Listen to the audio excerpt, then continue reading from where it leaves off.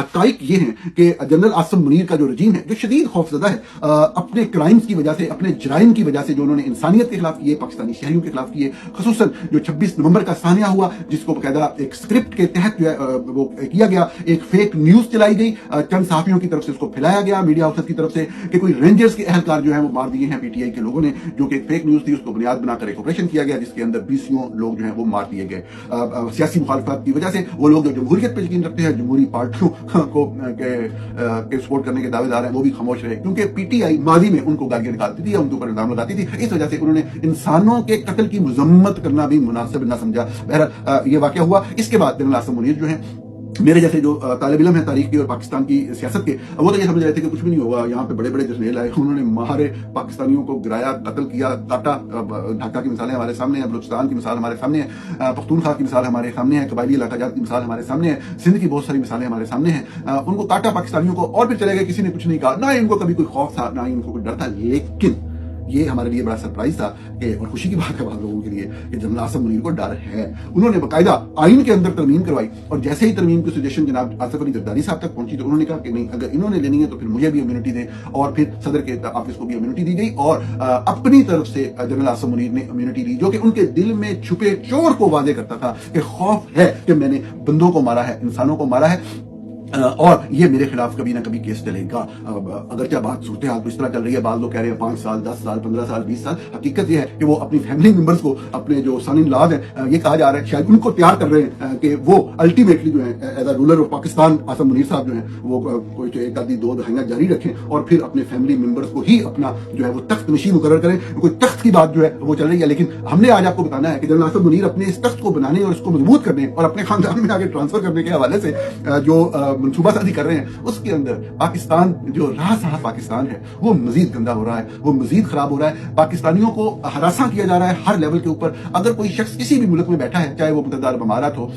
चाहे वो यूरोप का भी मुल्क हो या अमेरिका हो, वो कोई भी तनकीदी बात सोशल मीडिया के ऊपर भी लिखता है, तो उससे मुंसलिक फैमिली को पाकिस्तान के अंदर जो है वो बदतरीन जुल्म का निशाना बनाया जाता है। जो कुछ मेरे साथ हुआ जनरल आसिम मुनीर की फैमिली के हवाले से खबर करने के बाद, वो आपके सामने है। आज के दिन तक मेरी फैमिली उस जुल्म, उस जबर, उस तशद्दुद का मुकाबला कर रही है, बहादुरी से कर रही है। हर तरह की कंपेन, हर तरह का प्रोपेगेंडा, हर तरह की गलम गलोच की कंपेन जो फौज के टाउट्स हैं वो कर रहे हैं, लेकिन एक मुकाबला है, ये जारी और जारी रहेगा। आज के दिन मैं आपको ये बताने जा रहा हूँ कि बहुत से पाकिस्तानी जो पाकिस्तान से बाहर रहते हैं, और साथ इसमें खुल के बात करते हैं, मुतहरब जो जमात है फौज की, वो पीटीआई है, पाकिस्तान तहरीक इंसाफ है, अपोजिशन की मेन पॉलिटिकल पार्टी है। ज्यादा प्रॉब्लम फौज को उससे है, और बुनियादी तौर पे ये पीटीआई और फौज का एक आपस का एक लड़ाई का मामला बन चुका हुआ है। बाहर ऐसे लोग, पता लगता है बाद अकाउंट्स को अगर आप गौर से सुने, तो वो लोग जिनका पीटीआई से बाकायदा ताल्लुक भी नहीं है, सिर्फ उनके बारे में शक है कि जी ये पीटीआई को फंड करते हैं। अमूमी तौर पे जो भी पॉलिटिकल सेटअप, थोड़ा बहुत भी अरेंजमेंट बनता है कहीं पे भी, तो वो मतलब है कि आप, हमारे यहाँ कल्चर होता है, सियासी जमात हो या कोई फलाही तहरीक हो, उसको कंट्रीब्यूट करना किसी न किसी हवाले से, बाकायदा उनकी जो है वो ट्रेसिंग की जाती है, लिस्टें बनाई जाती हैं, और फिर जब वो लोग पाकिस्तान जाते हैं तो उनको एयरपोर्ट्स के ऊपर हरासा किया जाता है। मुझे ये बताया गया कि एक साहब जो कि एक वेस्टर्न मुल्क से बिलोंग करते हैं, में रहते हैं, पाकिस्तानी हैं बेसिकली, अच्छे कारोबारी बंदे हैं, वो जब पाकिस्तान गए और उनका पीटीआई से कोई ताल्लुक नहीं था,